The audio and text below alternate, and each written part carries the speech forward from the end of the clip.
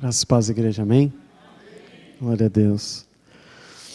Pelo dia que o Senhor nos deu, pela oportunidade de estarmos juntos mais uma vez. Nem sempre temos oportunidade, mas quando o Senhor nos concede esta graça, nós temos que aproveitar, amém? Vamos orar, amados. Baixa a tua fronte.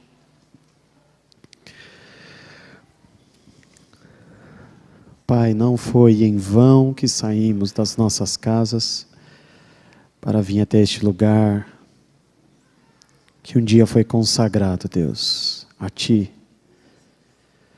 Consagração, Senhor, que não foi rompida, mas continua, Senhor, sendo um lugar onde o Senhor tem liberdade para falar com a Tua igreja, Pai. O Teu Espírito Santo, que habita dentro de nós, Ele, Deus, tem total autoridade para nos corrigir, para nos ensinar, para instruir. E precisamos, Pai, todos os dias, deste Consolador, para nos guiar até a Tua vontade. Deus, neste momento nós queremos reconhecer e declarar que nós precisamos de Ti, Senhor. Que a Tua palavra que traz vida, que ressuscita mortos, que transforma, Senhor, vidas. A Tua palavra que está acima do próprio nome de Cristo. Nome que é sobre todo nome, Senhor. A Tua palavra precisa ser, Deus, uma verdade em nossas vidas. Deixamos tudo, Senhor, que temos para nesta manhã vir aqui neste lugar e ouvir a Tua voz falar conosco, Senhor. Tua palavra declara, Senhor, que a fé vem pelo ouvir e o ouvir pela palavra. A fé vem quando a Tua palavra fala conosco, Senhor. Não quando escutamos homens, mas quando aqui dentro o Senhor testifica, quando aqui dentro de nós o Teu Espírito Santo nos ensina. Então, Senhor, a nossa fé aumenta, Pai, pela Tua graça e misericórdia, que se renovou mais uma vez sobre as nossas vidas nesta manhã. Fala conosco, Senhor. Ensina-nos, Pai. Corrige se necessário, Deus. Queremos andar segundo o Teu querer e a Tua vontade. Não pedimos, Senhor, ouro e nem prata. O que desejamos de Ti é Te conhecer cada dia mais, Deus. Assim, Pai, nós consagramos este tempo ao Senhor precioso. Em nome do Teu Filho amado, Senhor Jesus, consagramos esse tempo ao Senhor, para que todo o proveito, toda a Tua vontade seja cumprida em nossas vidas, Pai. Amém, amém, amados. Glória ao nosso Deus. Vamos abrir as nossas Bíblias em Oséias, capítulo 11. Oséias, capítulo 11.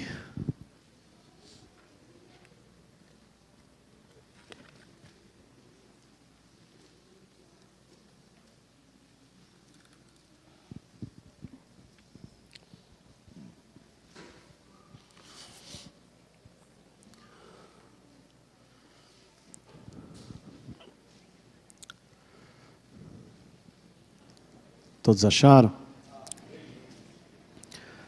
Oséias capítulo 11, a partir do versículo 1. Eu vou ler, os irmãos estejam acompanhando, atentos. Diz assim: Quando Israel era menino, eu o amei, e do Egito chamei a meu filho. Mas, como os chamavam, assim se iam da sua face. Sacrificavam a Baalins e queimavam incenso, as imagens de escultura. Todavia, eu ensinei a andar a Efraim, tomei-os pelos seus braços, mas não conheceram que eu os curava. 4. Atraí-os com cordas humanas, com cordas de amor, e fui para eles como os que tiram o jugo de sobre as suas queixadas, e lhes dei mantimento. Até aqui, amados. Eu confesso aos irmãos que é um dos sentimentos mais difíceis, que eu, em particular, eu tenho uma dificuldade muito grande de administrar ingratidão. Eu tenho, amados. Quando pessoas falam mal, ofendem, isso é muito fácil para mim administrar, suportar, não relevar. Mas tem um sentimento, e eu confesso aos irmãos que eu sempre tive muita dificuldade de conseguir administrar, é a ingratidão das pessoas para com outras pessoas, nem sempre comigo.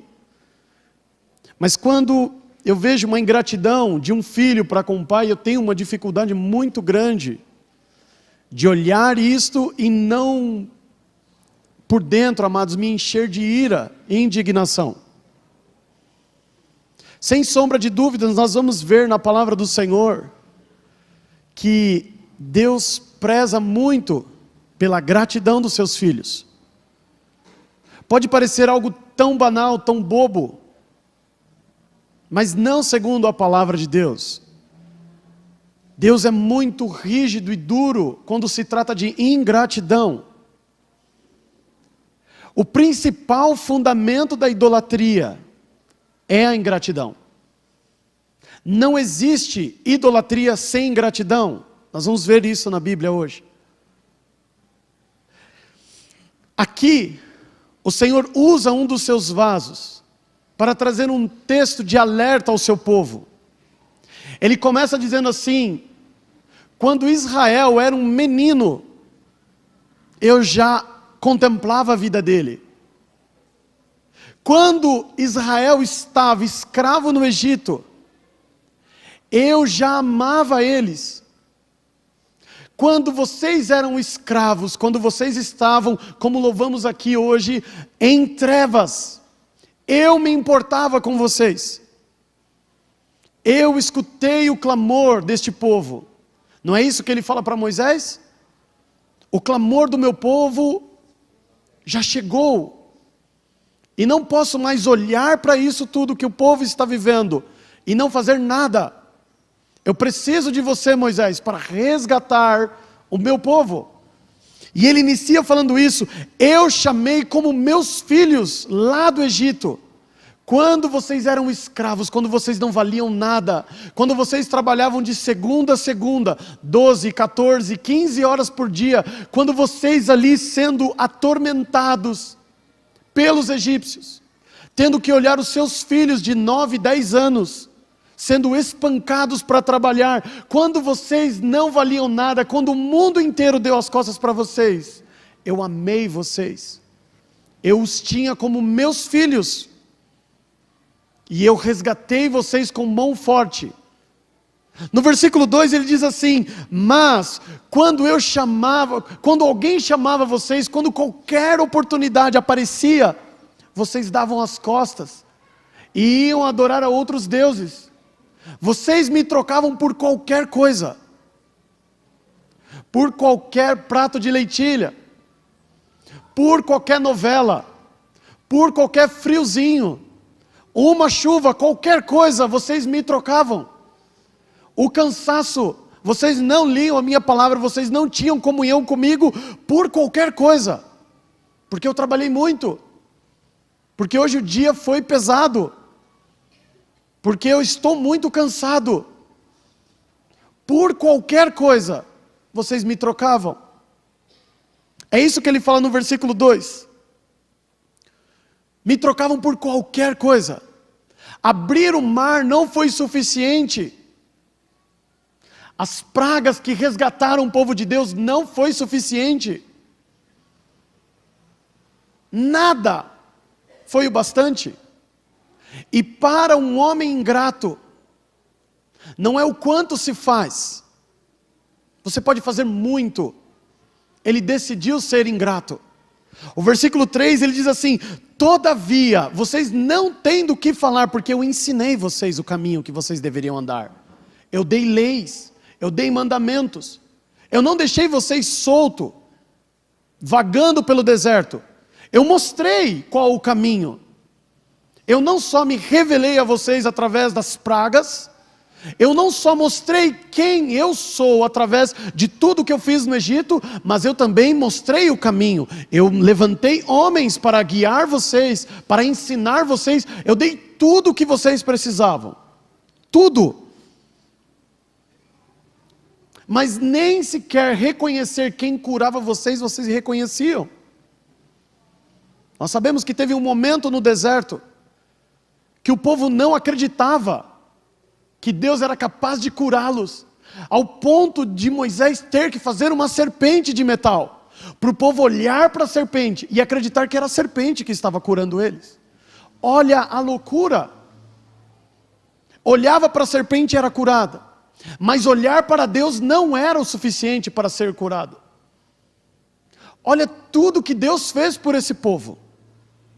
E eu confesso aos irmãos que há muitos anos atrás, desde criança, eu li as histórias do povo sendo resgatado do Egito, e no deserto as suas murmurações, as suas reclamações, e eu olhava para aquele povo e falava assim: Deus, que povo ruim.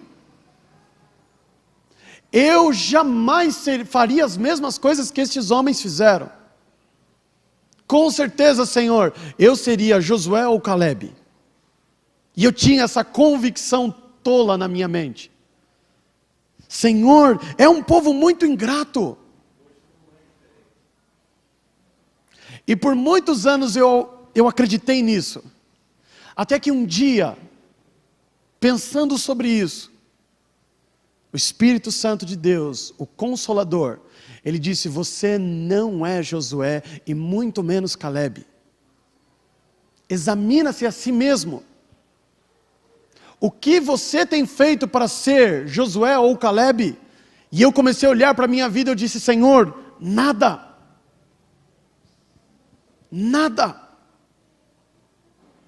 Ele fala no versículo 4, eu atraí vocês de duas formas. Eu atraí vocês com aquilo que os homens também podem dar. Eu conquistei vocês de todas as formas possíveis. Eu atraí vocês dando ouro e prata. Eu atraí vocês dando sustento, suprindo as suas necessidades. Mas eu também atraí vocês por amor. E nada disso foi bastante. Nada disso foi suficiente. Eu tirei todo o jugo, todo o peso que havia sobre as vossas vidas, eu arranquei. Eu livrei vocês, e ele termina o versículo 4 dizendo assim: e eu sustentei, eu lhe dei mantimento, eu fiz tudo por vocês, mas ainda não foi o suficiente.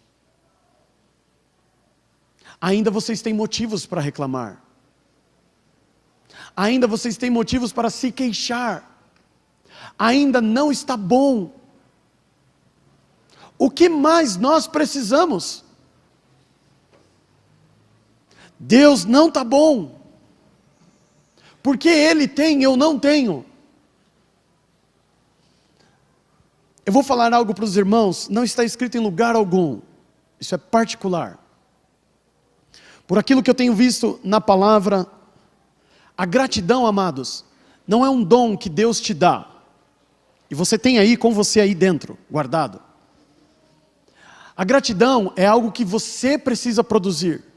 É como uma fogueira que, se você não colocar lenha, ela vai apagar. Todos os dias você precisa lançar lenha nessa fogueira. Se você não fizer isso, uma hora essa chama vai apagar. É você que tem que alimentar isso todos os dias. Não como uma tradição. Eu quero usar um exemplo aqui. Eu agradeço a Deus pelo alimento que Ele me dá, não por uma tradição. Pode parecer repetitivo, pode parecer cansativo, mas isso é necessário para manter este fogo da gratidão a Deus aceso todos os dias. Talvez no ambiente onde você está, na situação em que você está, talvez não seja possível parar. Você não precisa ajoelhar no meio do restaurante para agradecer a Deus. Mas você pode verdadeiramente no teu coração ser grato a Deus.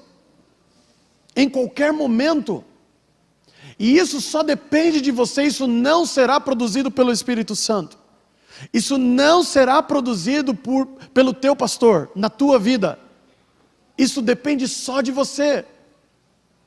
Este povo decidiu ser ingrato. Esse povo escolheu este caminho. E não o caminho da gratidão. E nós vamos ver alguns textos. Obviamente, pelo tempo que nós temos, nós não conseguiríamos ler todos os textos que a palavra fala sobre esse assunto. Mas nós vamos ver textos importantes que nos mostram o quanto isso nos destrói. O quanto a ingratidão destrói a vida cristã. O quanto as murmurações nos afastam de Deus. Isto não é brincadeira. Isso não é algo que na tua vida, que se não estiverem de acordo à vontade de Deus, você pode ignorar e continuar servindo a Deus. É impossível servir a Deus sem gratidão. Aliás, é um dos termômetros que a Bíblia nos dá para saber se você está no caminho certo ou não. Ser grato a Deus. Ele descreve de uma forma muito dura. E eu quero compartilhar com os irmãos aquilo que eu comentei no início, mostrando que a Bíblia fala qual é o principal fundamento da idolatria. Abra a tua Bíblia no segundo livro da Bíblia, que é o livro de Êxodo, no capítulo 20.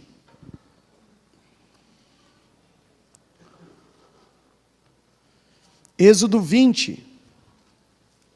É um capítulo muito conhecido porque fala aqui dos 10 mandamentos. É a primeira citação aos 10 mandamentos.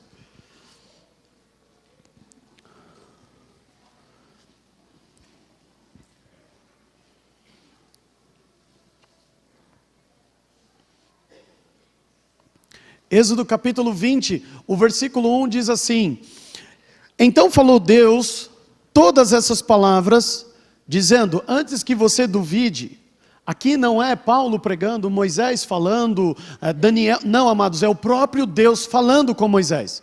O que nós vamos ver daqui para frente foi Deus falando, não foi uma revelação dada a um homem de Deus. Versículo 2, ele diz assim: Eu sou o Senhor teu Deus, que te tirei da terra do Egito e da casa da servidão. Para aí um pouquinho. Antes de Deus falar, de ensinar, de colocar limites, talvez você já pensou que algumas coisas que Deus coloca na sua palavra é por capricho. Não faça isso, Diogo, porque eu não gosto. Não é por capricho que Deus coloca. Tudo que Ele põe como limite na sua palavra tem uma razão, tem um sentido, tem um motivo, não é à toa. Ele não coloca porque Ele gosta. Porque se você servir a Deus ou não, Ele continua sendo o Deus soberano e poderoso que Ele é. Ele não depende da minha fidelidade para ser quem Ele é. Então não é por capricho. Se os homens não servirem a Deus, Deus vai enfraquecer. Por isso Ele precisa que você seja fiel. Não, nada depende. Ele não precisa da minha saúde, do meu tempo, do meu dinheiro. Ele não precisa de nada para ser quem Ele é. Então Ele começa dizendo assim, antes dele falar não pode, não faça. Antes de começar tudo, Ele fala assim, eu sou o Senhor teu Deus. Não sei se você se lembra, mas quem te tirou da escravidão fui eu. Quem te livrou da escravidão fui eu. Quem se importou com você quando você não valia nada fui eu. Antes dele começar a falar tudo, ele mostra que ele é digno de fidelidade. Por que devemos servir a Deus? Antes dele falar qualquer coisa, ele nos lembra que nós não valíamos nada. E ele já se importava conosco. Por que ele começa desta forma? Porque tudo que você descumprir daqui para frente é ingratidão por tudo que ele fez, por mim e por você. Por coincidência ou não, o versículo 3 ele fala sobre o quê? Idolatria. Você não pode adorar a nenhum outro Deus. Você não pode se curvar a nenhuma escultura, nada que tenha semelhança no céu, na terra ou debaixo da terra. Você não pode adorar a outro Deus. Por que você não pode? O versículo 2 já fala. Porque ninguém morreu por você. Porque ninguém se importa com você. Porque ninguém nunca fez nada por você. Eu fiz. Eu tirei vocês da escravidão. Por isso que a idolatria tem como principal fundamento a ingratidão. Quando veneram e adoram aquela que foi usada por Deus para trazer Jesus a este mundo, é ingratidão. O que ela fez por mim, apesar de ser uma mulher usada por Deus, o que ela fez por mim? Nada. Tudo que ela fez foi fora do controle dela. Não foi segundo a sua vontade. Não foi porque ela decidiu um dia, eu vou gerar o Filho de Deus. Tudo foi pela graça de Deus, nada foi pela vontade dela. E porque os homens idolatram? Ingratidão. Quando uma jovem ou um jovem adolescente decide namorar uma pessoa e ignoram os seus pais, passam por cima das ordens dos seus pais, começam a se rebelar aos limites, às regras que os pais colocaram sobre a casa, e aquele jovem, aquela jovem toma todo o seu quarto de fotos, os motivos de todas as suas conversas, todos os seus pensamentos, ficam 10 horas conversando num sábado, aí um vai para casa, embora, cada um para sua casa, e quando chegam em casa, um liga para o outro e continuam conversando. Não sei tanto assunto, mas tem. E quando o pai ou a mãe pede para fazer um favor, não faz, reclama. Por aqueles que deram as suas madrugadas acordados, passaram noites no hospital com eles. Este jovem, essa jovem nunca fez nada por você, e você troca os teus pais por qualquer coisa. Isso é ingratidão, chama-se idolatria. Você nunca vai encontrar a idolatria sem o seu melhor amigo, que é a ingratidão. Assim como o Provérbios nos ensina que sabedoria e prudência sempre andam juntos, você não vai encontrar a idolatria sem gratidão. Homens dando a outros homens, ao diabo, uma honra que eles não merecem. E aquele que é merecedor é colocado de lado. Ele olha para o seu povo e fala assim: eu tirei vocês da casa da servidão, e vocês me trocaram por qualquer coisa. Por nada. Por nada. Vocês se esforçam muito mais para alcançar os seus objetivos do que simplesmente buscar um pouco a Deus. Se somos homens que servimos a Deus, não podemos caminhar com essa idolatria. E talvez você possa se perguntar: mas será que eu sou idólatra? O que você venera?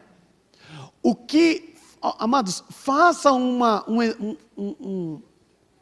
examine-se a si mesmo e olha o que você mais fala, o que mais te preocupa, o que toma conta dos seus pensamentos na maior parte do dia. É dinheiro, é trabalho, é ter isso, é ter aquilo, é querer as coisas. Você só fala disso. Não é como aquela adolescente que só fala do namorado, que tudo na vida dela é o namorado, e que ele é a razão da existência dela. A idolatria está associada a isso, amados. É o poder, é o dinheiro, são as pessoas. Se você quer saber se é idólatra, examina a sua vida. Ou melhor, quer ter a real certeza, pergunta para quem vive com você. Pergunta para o teu pai, pergunta para a tua esposa, pergunta para o teu marido e fala assim: o que eu mais gosto segundo o seu ponto de vista? Novela. Começou a novela, não pode nem passar na frente. que ele taca o chinelo, que ela taca a vassoura. Ah, o futebol. Não, olha, pastor, me perdoe, mas hoje é a final do campeonato, eu não vou no culto. Troca por qualquer coisa. Por nada. Trocam a Deus. E depois achamos que somos Josué ou somos Calebe. Como assim? Olha o que a palavra de Deus fala sobre uma das características da ingratidão, que é a murmuração. Parece ser muito duro isso que o Senhor fala. Os murmuradores não herdarão o reino de Deus. Só por reclamar eu não vou para o céu?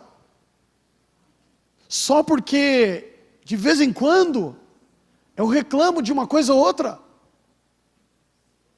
Ele diz que os murmuradores não herdarão o reino de Deus, e como na sua palavra nada está solto, nada foi colocado por um acaso, ele vai explicar por quê. Pega a tua Bíblia, você vai abrir no penúltimo livro da Bíblia, que é o livro de Judas. Ele não tem capítulo, são só versículos. São 25 versículos neste livro. E apesar de ser um livro curto, ele nos ensina muito, mas muito mesmo. Fique um mês estudando este livro. Um mês, pelo menos. E você vai ver que bênção é este livro. Nós não precisamos ler ele inteiro. Mas nós vamos começar na parte onde ele começa a falar muito de murmuração. A partir do versículo 16. Estes são murmuradores, queixosos da sua sorte, andando segundo as suas concupiscências, e cuja boca diz coisas muito arrogantes, admirando as pessoas por causa do interesse. Mas vós, amados, lembrai-vos das palavras que vos foram preditas pelos apóstolos de nosso Senhor Jesus Cristo, os quais vos diziam que no último tempo haveria escarnecedores que andariam segundo as suas ímpias concupiscências. Estes são os que causam divisões sensuais e que não têm o Espírito. Sabe o que ele está dizendo aqui? Que os murmuradores não têm o Espírito Santo. Ele está afirmando isso. Talvez você não entendeu. Ele está, porque não sei se na sua Bíblia, lá no final do versículo 19, esse Espírito está em letra maiúscula, tá? Ele não está falando de qualquer um. Ele está falando do Espírito Santo. Ele está falando que aqueles que murmuram, que queixam da sua própria sorte, Senhor, porque eu nasci na família errada? Por que eu não tenho aquilo? Por que eu não tenho a sorte que ele tem? Por que isso não aconteceu? Que reclamam da sua vida, que olham para os outros, cobiçam o que eles têm. E aqui, como ele termina o versículo 16, admiram por interesse. Se gostam de alguém, é porque vê uma oportunidade de ganhar alguma coisa dessa pessoa. Estes não têm o Espírito Santo, e são eles que causam problemas dentro da igreja. Não têm o Espírito Santo. Ser murmurador é um indicador de que você não tem o Espírito Santo. Você começa a entender porque ele diz que os murmuradores não vão entrar no reino de Deus. Porque uma das coisas que impede, ou até expele o Espírito Santo, se um dia teve, dentro de alguém, é ser murmurador. É não estar satisfeito com nada do que você tem. Nada está bom. Tudo é motivo para reclamar. E talvez você pergunte assim, Diogo, mas a Bíblia me proíbe de reclamar? A Bíblia me proíbe de questionar, de não gostar de algo? Não, muito pelo contrário. A Bíblia te autoriza a reclamar. Nós vamos ver aqui. Só que ela te autoriza a reclamar para uma só pessoa. Abra a tua Bíblia em Salmo 142.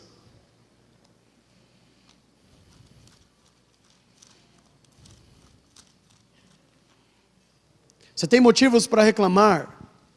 Você tem motivos para não estar satisfeito com a sua vida? Eu não vou questionar se você tem ou não. Se você acredita que você tem motivos para reclamar, você deve reclamar. Para quem? Salmo 142, versículo 2. Olha o que Davi, já rei, rico, poderoso, diz: derramei a minha queixa perante a sua face, expus-lhe a minha angústia. Se você quer reclamar de algo, entra no teu quarto, fecha a tua porta, pode reclamar, mas para Deus, para homem algum, não. Foi assim que os homens de Deus fizeram quando Elias estava insatisfeito com a sua vida. Ele não foi no centro da cidade reclamar, ele não foi num culto dizer que estava insatisfeito, ele chegou diante de Deus e falou: Senhor, eu amaldiçoo o dia que eu nasci, eu não quero mais viver, porque nada está bom, eu prego e esse povo é duro. Foi assim com Jeremias.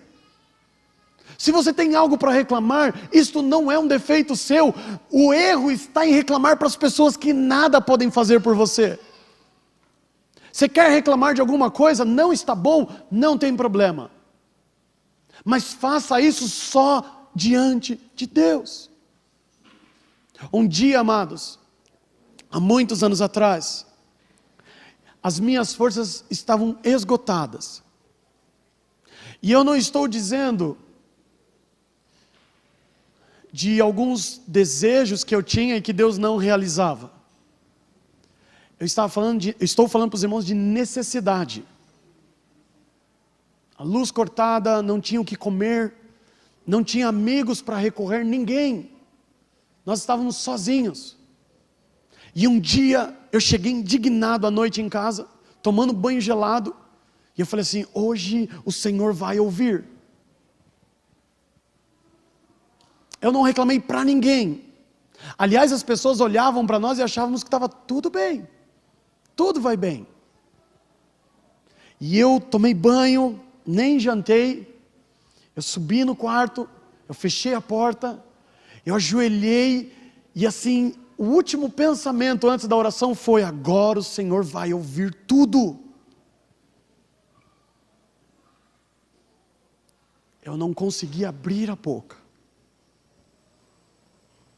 Amados, eu chorei, e eu achei que eu ia começar ali a reclamar, e no meu choro o Senhor começou, como Ele fez com o salmista, com Jeremias, Ele começou a me mostrar o fim daqueles na qual eu falava: Senhor, porque ele tem um homem que tem amantes, uma família, Senhor, que não te reconhece, e eles têm todos os dias o que comer, e nós que somos fiéis ao Senhor, tudo isso estava nos meus pensamentos, no meu coração, e quando eu desejei reclamar de tudo isso, o Senhor começou a me mostrar o fim deles. E eu falei: Senhor, é melhor passar necessidades contigo. Se você tem o que reclamar, e não é porque rasgou a sua camiseta preferida, se você tem motivos para reclamar, você pode. Se você conseguir, você pode. Mas para Deus, reclama para Ele. Faz como Jó, faz como Elias, faz como Isaías, como Jeremias, faz como Paulo. Tira esse espinho, eu não aguento mais, reclama. Você pode ter certeza que Deus vai te responder. Quando você entrar na presença dEle, para falar que a sua vida não vale a pena, pode. A Bíblia diz que todos esses que foram se queixar, Deus respondeu a eles. A todos. Estava ruim, não estava bom, pode reclamar para Deus, reclama para Ele. Se você conseguir, eu tentei, não consegui, mas se você conseguir, tenha certeza, Ele vai te responder. Você pode murmurar, você pode estar desgostoso da sua vida, mas nunca compartilhe isso com ninguém. Fale com o seu Deus, porque é Ele que vai resolver a tua vida. Nós nada podemos fazer. o que talvez nós podemos fazer vai resolver por um dia, por um mês. Nada além disso. Agora, Ele pode mudar tudo. Talvez a mudança que Ele vai fazer, como fez na minha vida por muitos anos, era aprender a amar ter a luz cortada e tomar banho gelado. Nós achamos que a solução de Deus é nos enriquecer e nunca mais ter a luz cortada. Mas para mim, não foi isso que Deus me ajudou, não foi desta forma. Ele me ajudou a gostar de tomar banho gelado. E quando eu gostava de tomar banho gelado, nunca mais eu precisei tomar. Não forçado. Eu continuo tomando banho gelado, porque eu gosto, mas não obrigado. Se eu não tenho o que comer, é porque eu não tive tempo a parar para comer. Pela minha indisciplina. Não porque eu não tenho o que comer. Quando você estiver insatisfeito, pode reclamar. Mas para Deus, aqui ainda em Salmo, volta um pouquinho no capítulo 77. Olha um dos efeitos das murmurações feitas às pessoas. Ao mundo e não a Deus. Salmo 77.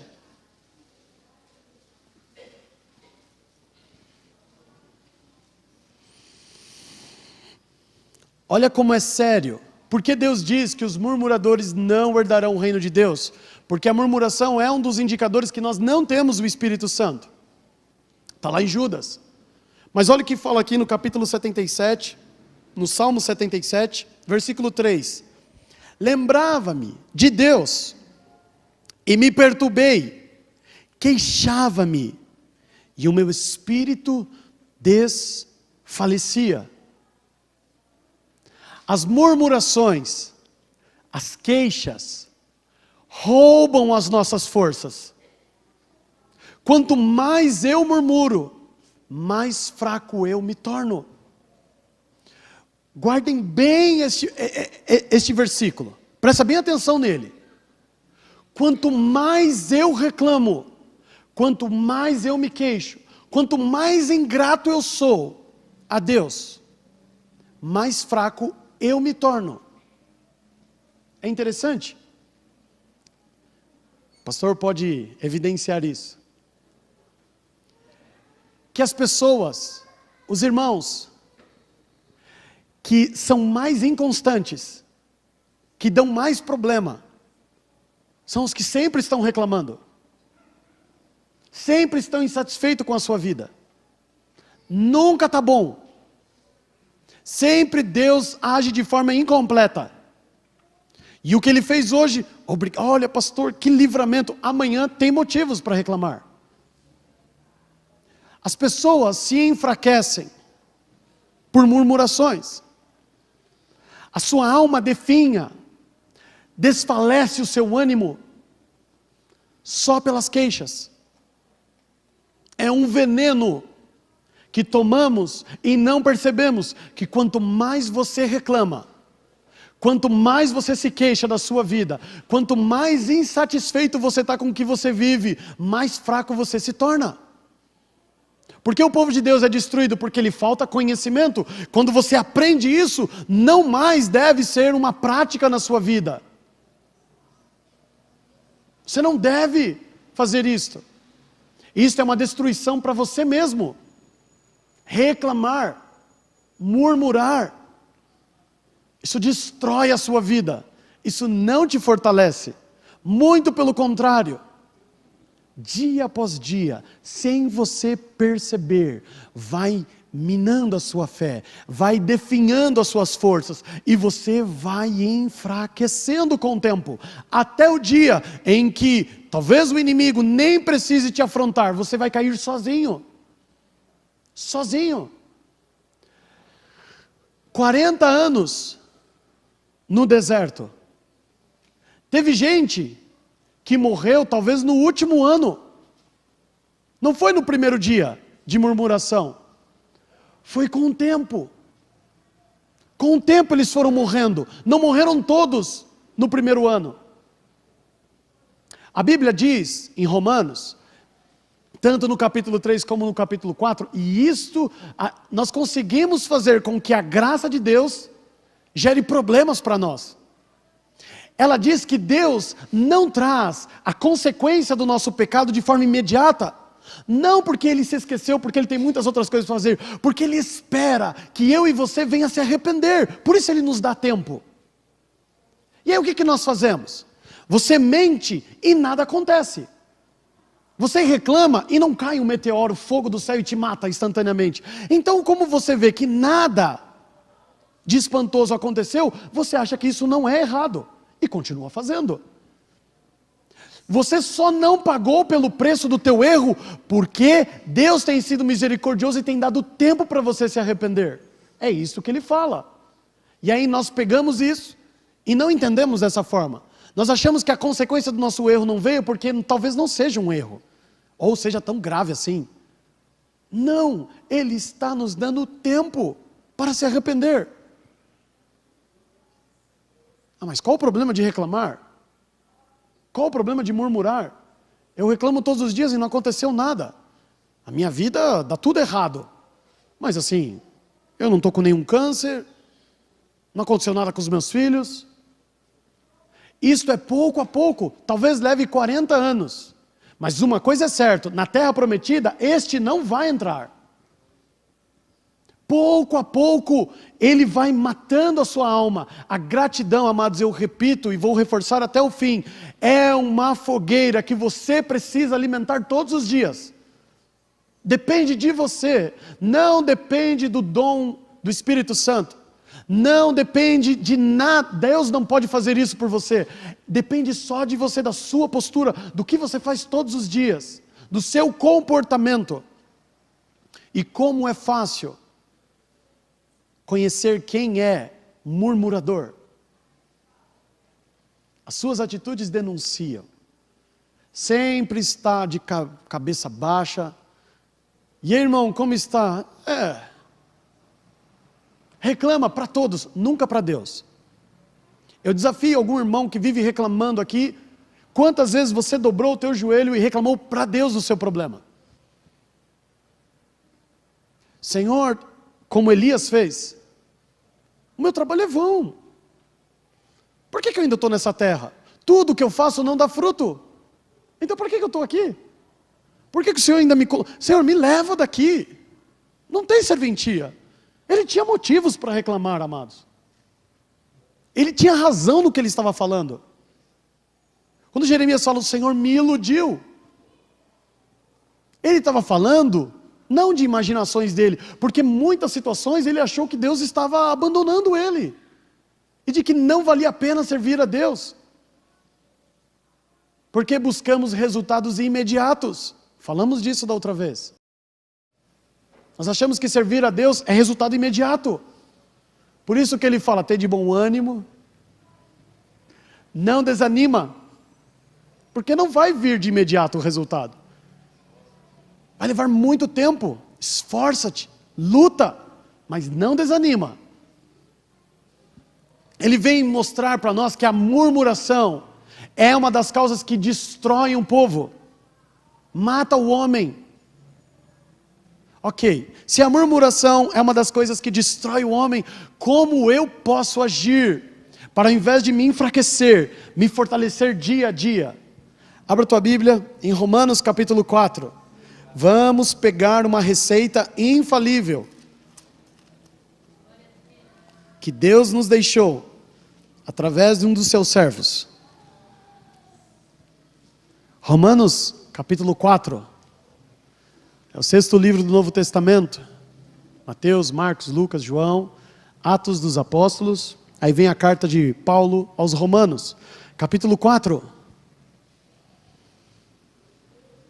Lembre-se de Salmo 77. Nós acabamos de falar no versículo 3. Que as murmurações, as queixas, desfalece o homem. Se as murmurações enfraquecem o homem, pela lógica, a gratidão a Deus fortalece o homem. Romanos capítulo 4, versículo 20, olha o que ele fala de Abraão. E não duvidou da promessa de Deus por incredulidade, mas foi fortificado na fé. Como? Dando glória a Deus. Como que ele se fortaleceu por quase 25 anos? Glorificando a Deus. Se as murmurações me enfraquecem, glorificar a Deus, ser grato a Deus, me fortalece a cada dia. É imperceptível, assim como reclamar, você não percebe, mas está te matando dia a dia. Glorificar a Deus, você também não percebe, mas isso é o que te mantém de pé. 25 anos, não foi uma semana, um mês, um ano, foram 25 anos, amados. Sabe que você acordar por 25 anos, por mais de 250 meses, você acordar todos os dias e não ver nada acontecendo? Como é que você mantém essa chama acesa? Como é que você continua crendo nesse Deus? Como é que você como e em que você se apega? Não foi porque ele falou assim, eu creio em Deus e pronto. E Deus vai mudar. Não, não é desta forma. Nós cometemos um erro de achar que isto é assim, eu creio em Deus e acabou. Você precisa alimentar isso todos os dias. Ele glorificava a Deus todos os dias, acordava, olhava para o lado, Sara, como você está? Eu estou bem. Está sentindo enjoo? Está sentindo alguma coisa? Nada, glória a Deus, que bom. Mas espera aí, ela acabou de dizer que não está grávida, não tem problema. No próximo mês, Deus vai mover, e se Ele não mover, eu vou continuar crendo. E continuava glorificando a Deus. Glorificar a Deus é murmurar? Não, é ser grato a Deus pelo que você tem. Provérbios, amados, eu amo. Nós estamos estudando já há alguns meses o livro de Provérbios, versículo por versículo. Versículo por versículo.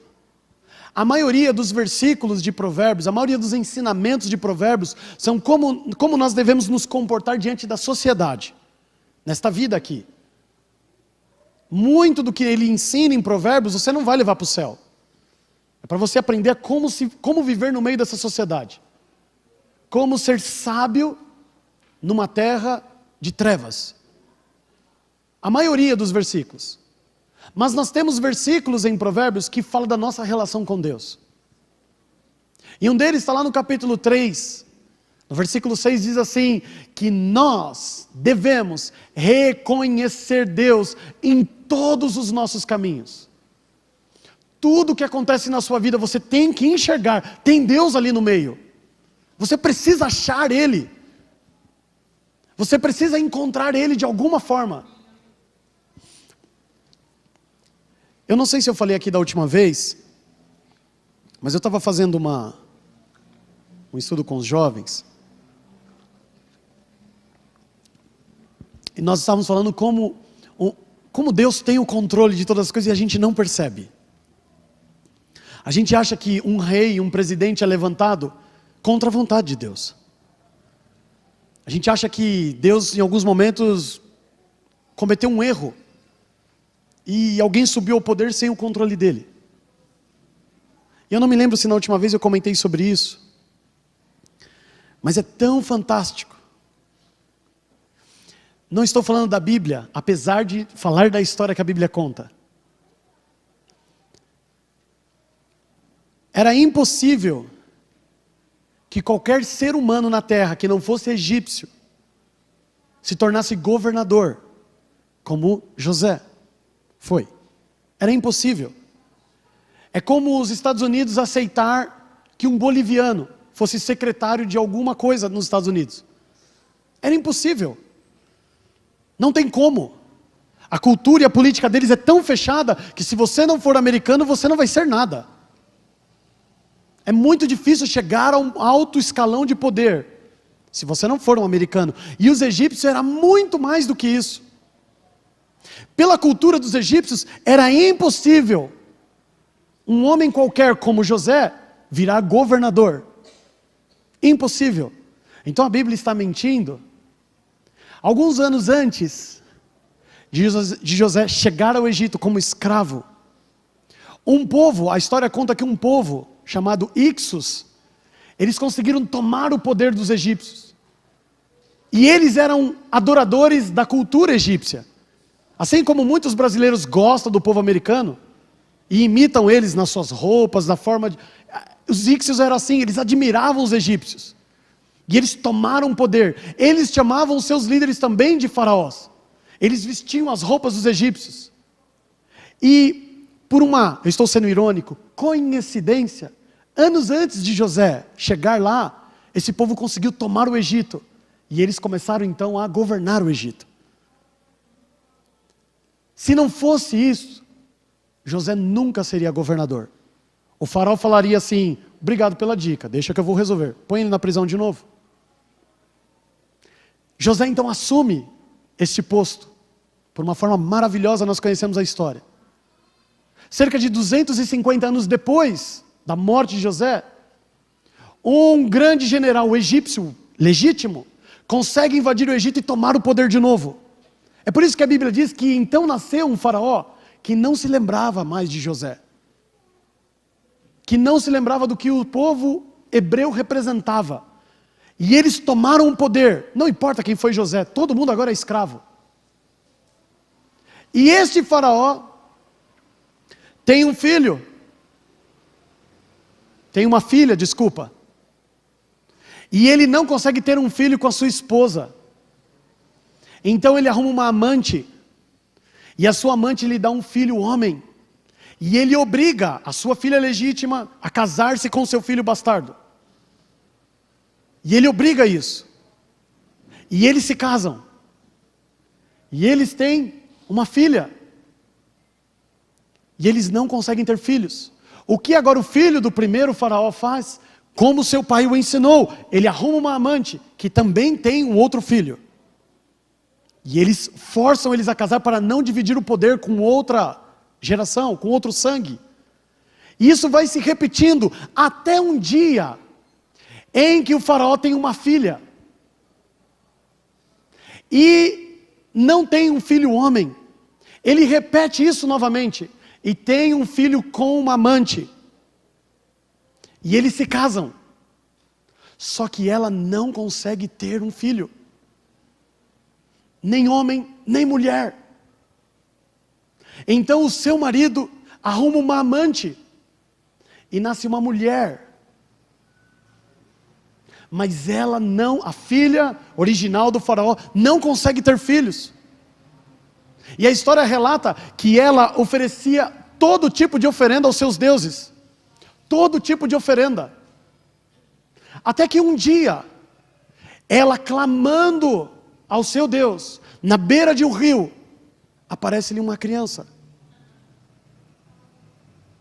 Em tudo nós vemos o controle de Deus, até na infertilidade de uma ímpia. Nós ainda achamos que Deus perde o controle das coisas. Mas está levando muito tempo, Deus. Já passou 20 anos e minha esposa não está grávida. Eu preciso fazer alguma coisa. Nós não cremos como deveria. Por isso que as murmurações é a primeira coisa, é a primeira opção que passa à nossa frente e nós abraçamos. A murmuração revela que nós não cremos. Ele diz que glorificar a Deus é oposição à incredulidade aqui.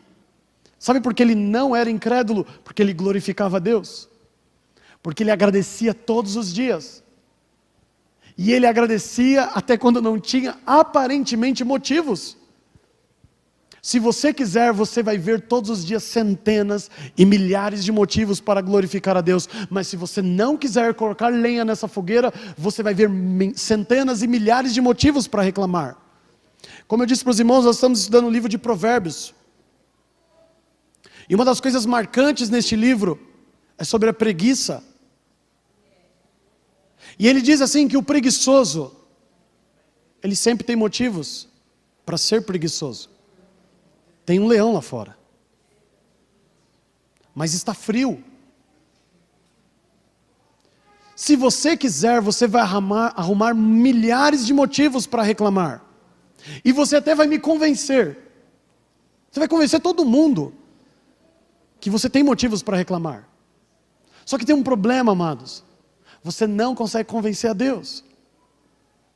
Porque como nós lemos lá em Oséias, eu te ensinei o caminho.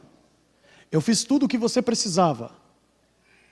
Se você não é grato a Deus, é uma escolha que você está fazendo, mas também seja homem para assumir as consequências disto.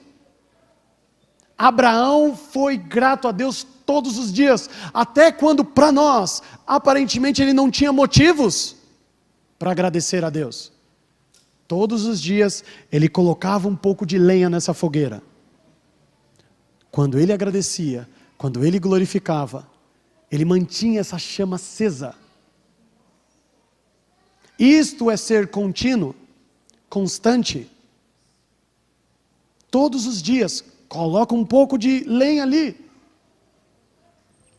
Nós estamos aqui em Romanos e eu quero ler, prometo ser o último texto, lá em 1 Tessalonicenses, capítulo 5.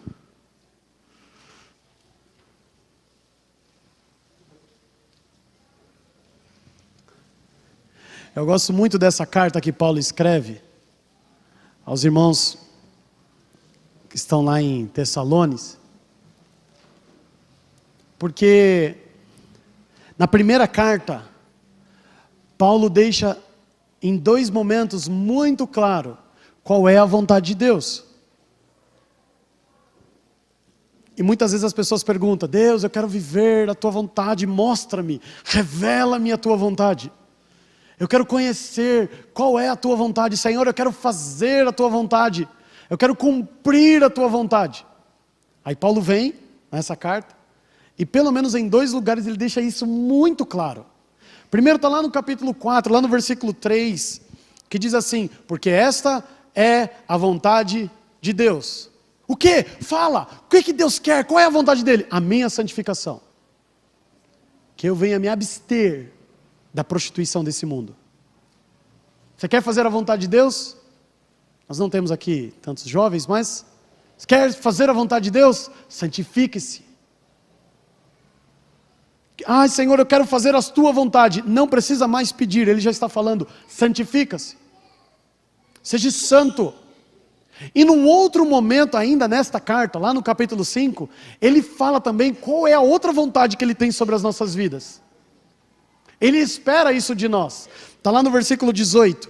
Em tudo dai graças, porque esta é a vontade de Deus, em Cristo Jesus, para convosco. Sabe o que Deus espera de mim? Santificação. Sabe qual é a vontade dele sobre a minha vida? Que eu seja grato todos os dias. Ah, não é que eu leia quilômetros e quilômetros de capítulos da Bíblia todo dia? Sim, isto é bom. Isto é bom. Mas lembre-se que Abraão não tinha nem sequer lei. Ele não tinha uma Bíblia. E como que ele se fortaleceu a cada dia? Dando graças a Deus, dando glórias a Deus, glorificando a Deus, reconhecendo Deus em todos os seus caminhos. Todo dia ele agradecia. Ah, isso é muito tradicionalismo. Ai, tudo é motivo para agradecer? Sim. Quanto mais lenha você põe nessa fogueira, mais essa chama vai queimar dentro de você. A ingratidão, amados, é algo que conduz o homem à perdição eterna. Nenhum homem sequer nesta terra tem motivos para murmurar. Nenhum homem sequer. Jó, que se você ler a história de Jó, parece injusto. Hoje eu entendo por que não foi injusto, porque eu precisava desse testemunho para me fortalecer.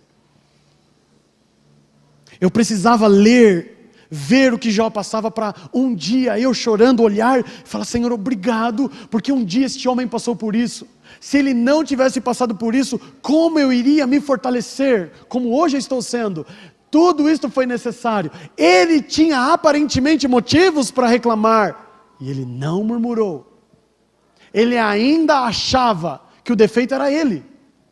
Eu devo estar fazendo alguma coisa de errado. Senhor, o que eu fiz? Me fala. revela, para viver tudo isso que eu estou vivendo. Senhor, alguma coisa de muito grave eu fiz.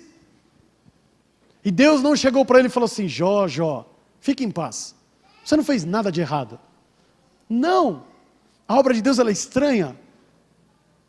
Ao invés de Deus consolar Jó, como eu e você faria, passando a mão na cabeça e falando assim: calma, vai passar, isso é uma provação, espera um pouquinho. Não, Deus consola Jó da forma mais inesperada.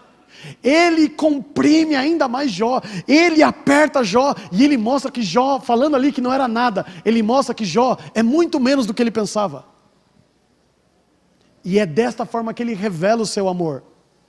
Eu amo, amados, eu já comentei isso há muito tempo atrás aqui, que uma das maneiras que Deus tem para mostrar o quanto Ele nos ama, é quando Ele pega textos bíblicos e coloca o amor dEle no passado. Ah, se você me conhecesse quando eu tinha 12 anos, 14 anos, quão terrível eu era. E aí Ele fala assim: quando você era terrível, Diogo, eu já te amava. Hoje é fácil. Hoje você não briga com ninguém, você não fica falando mal de ninguém, você não fica arrumando confusão. Hoje é fácil. Mas eu te amei quando ninguém te suportava. Quando você era muito chato, eu já te amava. É por isso que muitas vezes o amor dele é colocado no passado e não no presente e para o futuro. Hoje nós temos o fruto do Espírito. Nós temos alegria, nós temos paz, você consegue dormir.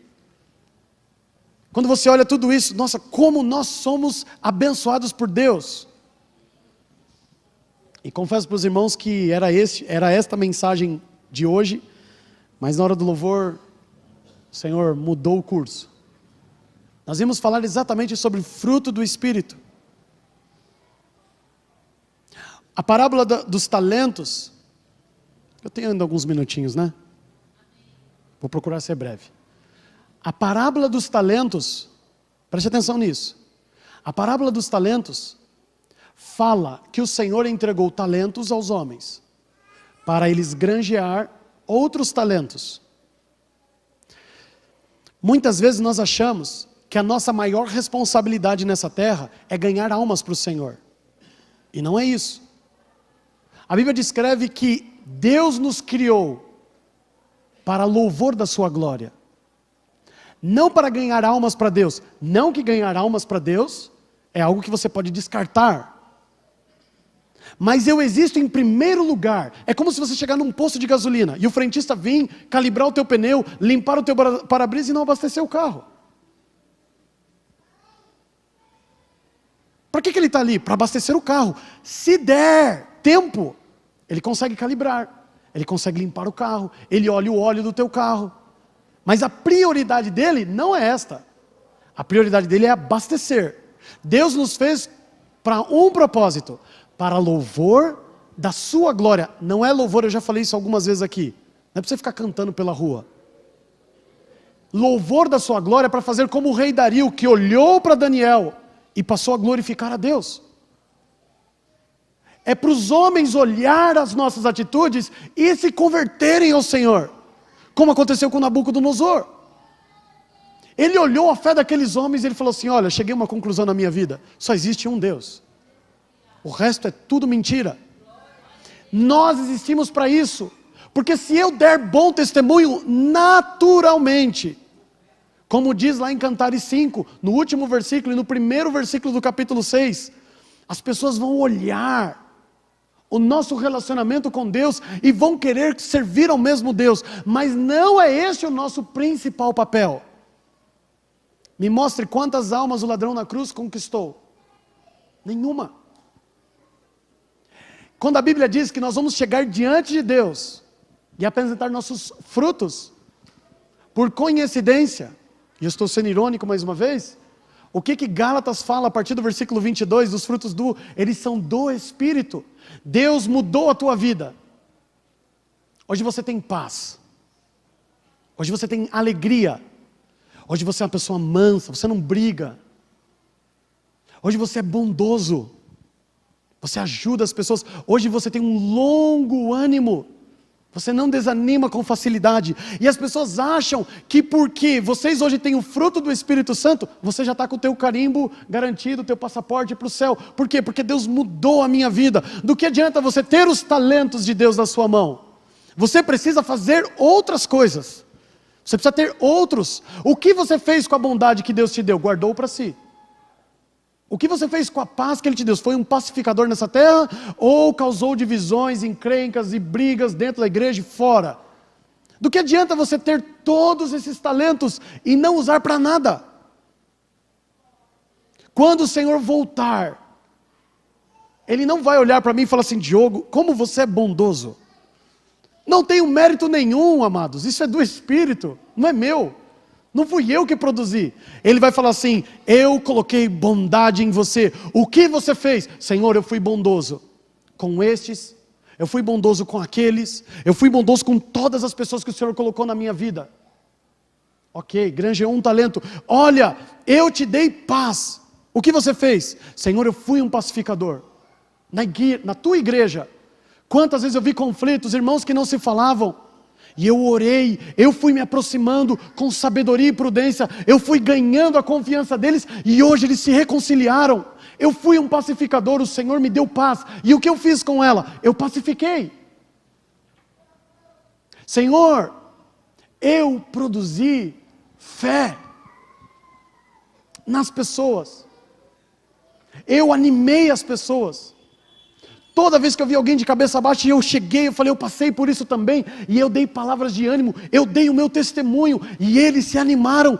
Isso é granjear talentos, e é isso que Deus vai vir. Nós não temos como salvar uma alma sequer, amados. Quem convence o homem do pecado, da justiça e do juízo é o Espírito Santo, não sou eu, você. A nossa responsabilidade é dar bom testemunho, é granjear. Ele me deu paz, Ele me deu alegria, e é isso que eu tenho que produzir na vida das pessoas.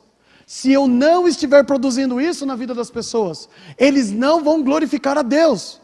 E eu existo para louvor da sua glória. E se Ele não está sendo glorificado nessa terra pela minha vida, está tudo errado. É isso que eu vou apresentar diante de Deus. São esses frutos. Ele não me deu almas para me granjear outras almas. Não foi isso que Ele me deu. Ele me deu fé, Ele me deu amor, Ele me deu paz. E eu tenho que ministrar isso, eu tenho que mostrar isso para as pessoas, eu tenho que produzir isso nelas. E elas sim, vão chegar ao conhecimento de Cristo naturalmente. É natural que isso aconteça. Mas isso tudo está margeando. Isso tudo é a limpeza do para-brisa. Eu não existo para isso. É muito mais difícil você dar bom testemunho do que você falar de Cristo. Para falar de Cristo até papagaio, porque até papagaio fala. Falar de Cristo qualquer um fala. Qualquer um. Mas amados, que alguém olhe para a tua vida e fala assim: olha, eu quero glorificar a Deus. Eu nem conheço esse Deus, mas olha o que Ele fez na sua vida, olha o que Ele tem feito. Este é o propósito de estarmos nesta terra. E naturalmente, as pessoas vão querer conhecer o Deus a qual servimos. Por que as pessoas não querem conhecer o Deus a qual servimos? Porque eles não estão vendo. Para ser isso aí, eu continuo com a minha vida do jeito que está. Para ser fofoqueiro, eu continuo com a minha vida. Para ser mentiroso, eu continuo com a minha vida. Eles não glorificam mais a Deus por conta das nossas vidas. E nós vamos ser cobrados por isso. Quantas almas Abel ganhou para o Senhor? Me fala, quantas? Quantas almas Enoque ganhou para Deus? Quantas centenas e milhares de almas Noé ganhou para Deus? Quantas almas Abraão ganhou para Deus? Se você fizer a conta, você vai ver que, amados, é quase zero. Alguns é zero. Aí outros você vê 1, 2. Quantas almas Elias ganhou para o Senhor? No tempo que ele esteve aqui. Não estou falando pelo testemunho dele e o quanto ele edifica as nossas vidas. Em vida. Quantas? Quantas almas Daniel ganhou para o Senhor e os seus amigos? Talvez só Nabucodonosor Não sei se o rei Dario. Nós, amados, ganhar almas não depende de mim e de você. Repito, quem convence o homem do pecado, da justiça, não sou eu. Não é o meu rostinho. Não é as palavras que eu falo. Aliás, se alguém se converter porque eu sou uma pessoa bacana, ele não é convertido.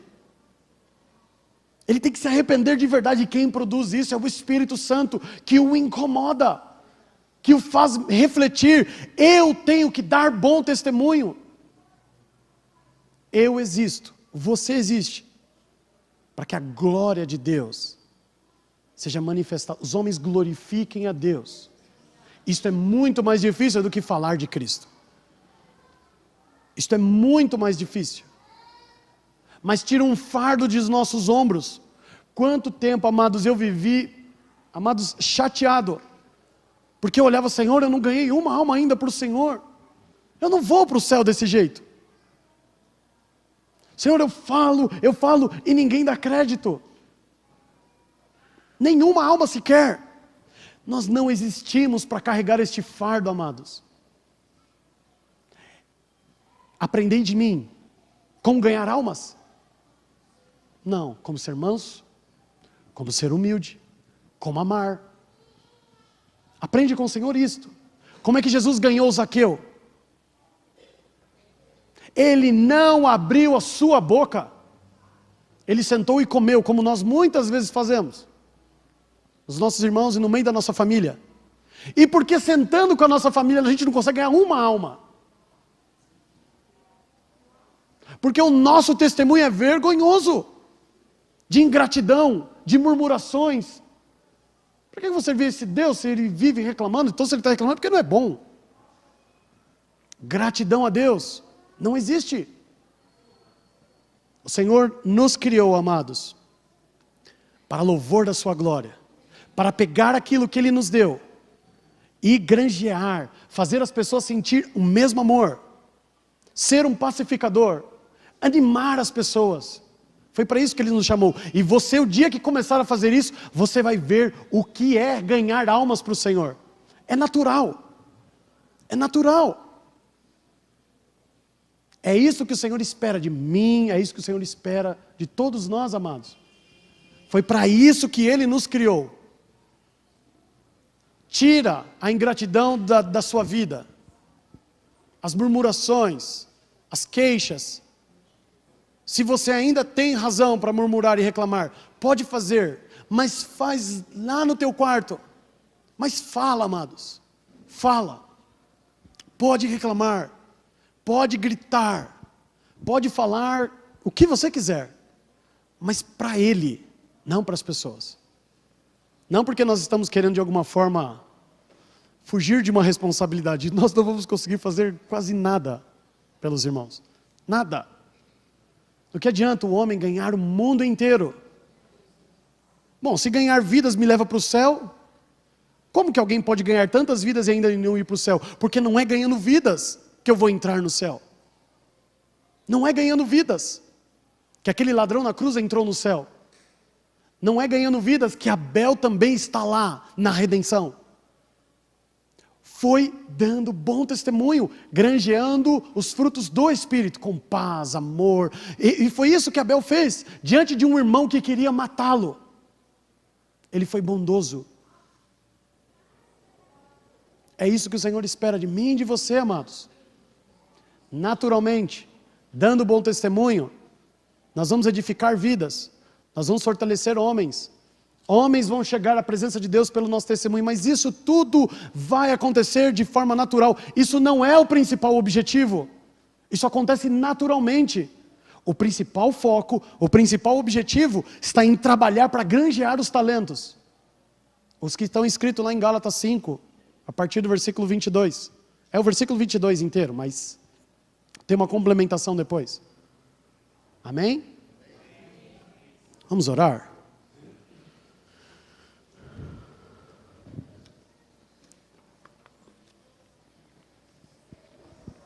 Deus, nós somos frutos do Teu amor, Deus. Se existimos, Se estamos aqui de pé, Deus, foi porque a Tua graça nos alcançou. Se hoje somos pessoas melhores que éramos no passado, outrora filhos das trevas, escarnecedores, queixosos, murmuradores, hoje não mais. Hoje podemos desfrutar do fruto do Teu Espírito Santo em nossas vidas, desses talentos maravilhosos que é a paz, que é a alegria, que é amor, que é ter um ânimo longo, é ser bondoso, ter domínio próprio.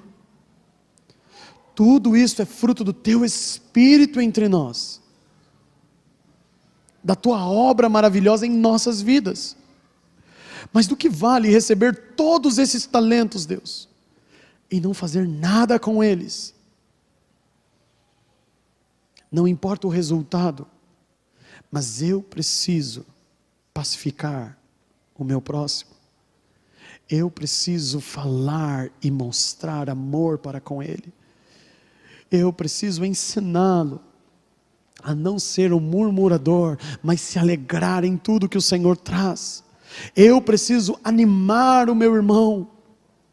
Eu preciso ser paciente, manso.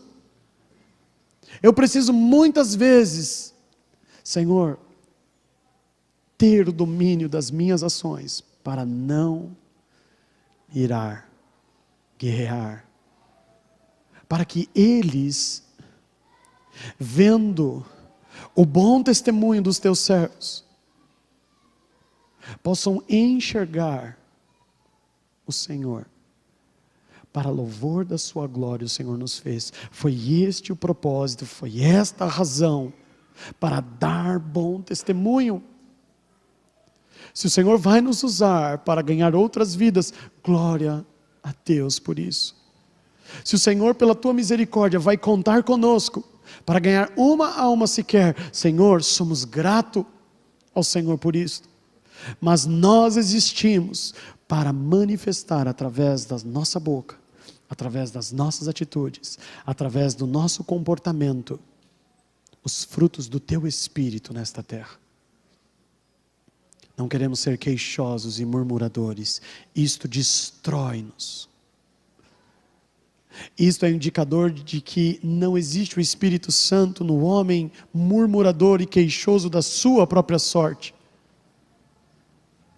Mas nós queremos, como Abraão, dia após dia, ser fortalecido, dando glória a Deus, agradecendo a Deus, colocando o Senhor lenha nessa fogueira todos os dias, em tudo, nós queremos Te dar graça, Senhor, em tudo, na bonança, mas também nos tempos difíceis, Senhor, quando tudo estiver favorável, mas também quando as tempestades se levantar, Senhor, em tudo, nós somos gratos ao nosso Deus, que tem cuidado de nós, que tem olhado para as nossas vidas. O Senhor é aquele que nos conhece desde o ventre. O Senhor é aquele que nos tirou da servidão do Egito. O Senhor é aquele que nos instruiu e deu a Sua palavra. O Senhor é aquele que nos alimentou e tem suprido as nossas necessidades. O Senhor é aquele que nos amarrou com cordas de amor e com também suprindo tudo aquilo que é necessário para viver nesta terra. Nós temos centenas e milhares de motivos para Te agradecer, e nesta manhã nós queremos fazer um culto ao Senhor de gratidão por tudo que o Senhor é para nós, por tudo que o Senhor tem feito, por tudo aquilo que o Senhor ainda há de fazer sobre as nossas vidas. Somos gratos ao Senhor. Dos nossos lábios, Senhor, nós iremos trabalhar dia a dia para não se encontrar murmurações e queixas, mas somente glórias ao Senhor por tudo que o Senhor é. Glorificado seja o Senhor, glorificado seja o Teu Filho, Senhor Jesus Cristo, Pai. Obrigado, Senhor. Obrigado, Senhor, por tudo o Senhor é para nós, Pai. Nós reconhecemos o Senhor em todos os nossos caminhos. Tudo que temos, tudo que vivemos, não importa. Tudo, Senhor, nós queremos Te agradecer, Pai. É em nome do Senhor Jesus. Amém, amados? Graça e paz.